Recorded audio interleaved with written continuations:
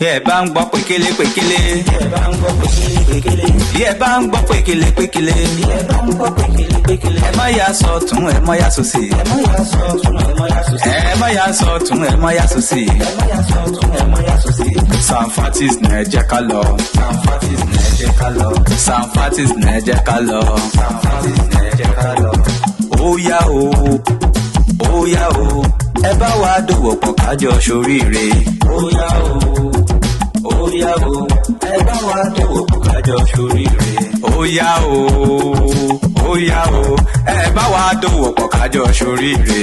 Óyá o, óyá o, ẹ bá wa dòwò pọ̀ kájọ ṣoríire. ní Sanfatis FM ọmọ aládé ni wá gbogbo ìran káràkátà tó ń ṣòwò gbogbo fílílẹ̀ yìí tà ní tàbílẹ̀ oúnjẹ aṣọ tàbí ìwé ewébẹ̀ ẹran kódà bó jẹ́ pọ̀nmọ́ kàn sí wa ní Sanfatis FM lónìí lágbóhùn tẹ́ǹtà fàyè gbọ́ ẹ̀kúnrẹ́rẹ́ àlàyé síwájú sí i ẹ pè tàbí kẹ́ WhatsApp +447 946 212 160 Sanfatis FM òkè láyé tí wá. Ìdùnnú ṣubú layọ̀ nínú ẹbí Sókúnbí níbi tí a ti ń ṣe ayẹyẹ ọjọ́ ìbí bàbá wa Chief Hakeem Káyọ̀dé Sókúnbí. Ọ̀tọ̀kùnlúùlú ló péjú pésẹ̀ ní ọjọ́ náà láti bá bàbá wa ṣe ọjọ́ ìbí 75 years lórí ilẹ̀ alàyè. Gbogbo àwọn ènìyàn ńláńlá gbogbo àwọn ọ̀tọ̀kùnlúùlú àtàwọn tó jẹ́ èèyàn ńláńlá ló péjọ síbẹ̀ láti bá bàbá ṣe ayẹyẹ ọjọ́ ìbí wọn láti máa dóhùn pẹnu. Ẹ wá wo bí ọjọ́ ìbí bàbá wa Chief Hakeem Káyọ̀dé Sókúnbí ṣe lọ báyìí lójú ìwòran Sanfatis Radio TV èyí tí gbogbo ayé ń tẹ́tí sí. Ó yẹ wá bá mi ká lọ o bí ayẹyẹ ọjọ́ ìbí náà ṣe lọ.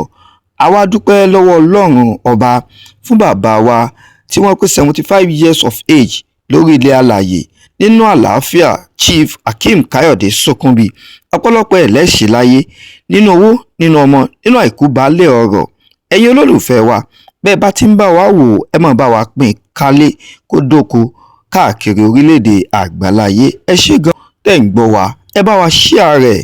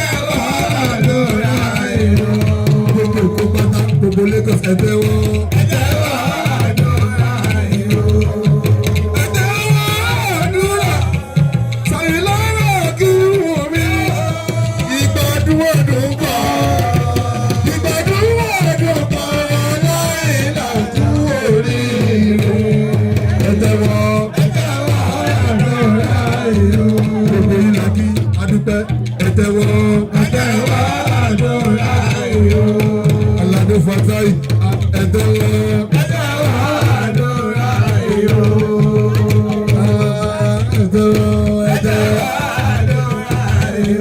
Alájí Rashidi Ṣàbí ẹ̀dẹ̀wọ̀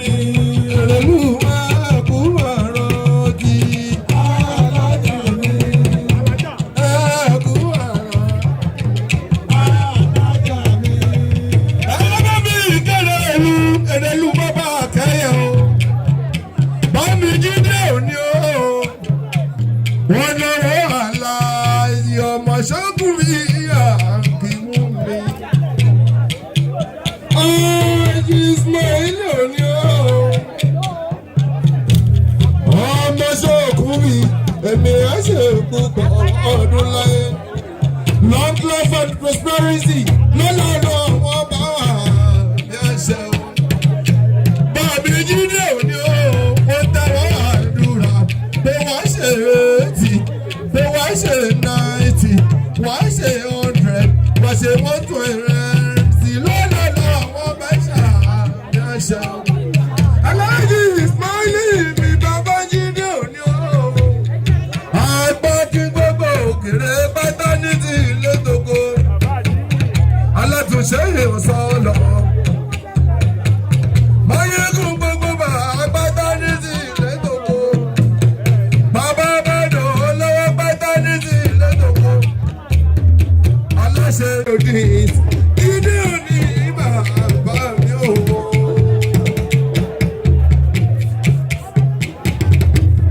Jídé òní ò pọ̀ lè yàn. Ọ̀túnba Jídé ò pọ̀ lè yàn. Wọ́n ń bọ̀yà, wọ́n ń bọ̀yà. Wọ́n ń bọ̀yà ìjà ìlọ́kọ̀ lóníṣẹ́. Wọ́n ń bọ̀yà, wọ́n ń bọ̀yà. Wọ́n ń bọ̀yà ìjà ìlọ́kọ̀ lóníṣẹ́. Aláṣẹ Jíblẹ̀ lóníṣẹ́. Jíblẹ̀ nílé sẹ́yẹ̀. Alájí Akeem abẹ́sọ̀rọ̀ òkú mi ẹ bá mi dúpẹ́ lọ́wọ́ owó ńlá kan sí mi ìgbà tí mo rí alert ẹ̀rù bà mí àìjàwọ́ Ọlátúnjí owó ńlá ni wọ́n ṣe fún mi báyìí mi ò tún bá Jídé òní o ọmọ olúwo pápá ẹ̀ẹ́dà sáyé dára mi wọ́n bọ́ yàrá àjà ìṣọ́gbó ní ìṣẹ́rẹ́ ọ̀tún bá Jídé máa bá ẹ bá ẹ.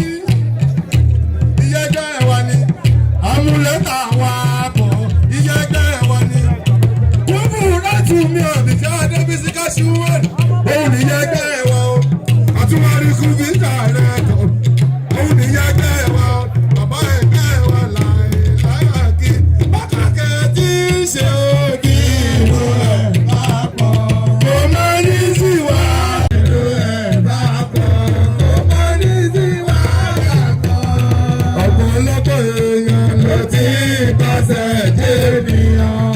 Lọ́la Abíọ́dún ọ̀pọ̀lọpọ̀ èèyàn ló fi mọ́tò ṣẹ̀ṣẹ̀ rí. Lọ́la fún mi dárẹ́tọ̀ mi. Ayé ìlọ́wọ́ ìlà mi mọ̀. Ayé ṣubú mi nínú ẹgbẹ́. Ayé wa ni ó lábẹ́ olúmọ. Àkọ́kọ́ rí dábùwọ̀. Ayé mẹ́yẹ̀kọ́ ìlà gẹ̀mọ́. Olúwa mo bá ẹ̀dá ṣàìdá. Mo ti ṣe mí ìlú ẹ̀ bá kọ́. Ìtì wá yàtọ̀. Kì í ṣe òkè ìlú ẹ̀ bá kọ́. Mo bá ní tí wá yàtọ̀. Kì í ṣe òkè ìlú ẹ̀ bá kọ́. Mo bá ní tí wá yàtọ̀. Ayọ̀ ògbóye gbogbo kí ọ̀nà làbàpọ̀. Àìlera kí wò mí. Àyà balógun ìkérekù mẹ́rin ìrákẹ́. Àlọ́rọ̀ mi, àlọ́rọ̀ mùsùlùmí ẹ̀dá rí lára. Olúwa mo gbé ẹ̀dá ṣàìdá. Àìlera kí wò mí. Òun ní bàlá. Ọwọ́ bá ẹ̀dúpẹ́. Ẹni wájú kéde. Àwọn bá ẹ̀dúpẹ́. Ẹni wájú kéde. Ọlọ́dẹ̀bù ṣàfihàn ọ̀lẹ̀. Ṣàfihàn ọ̀lẹ̀. Àlùjẹ́ta ní mẹ́sàn-án ọ̀lẹ̀. Inú sàmà ọ̀lẹ̀.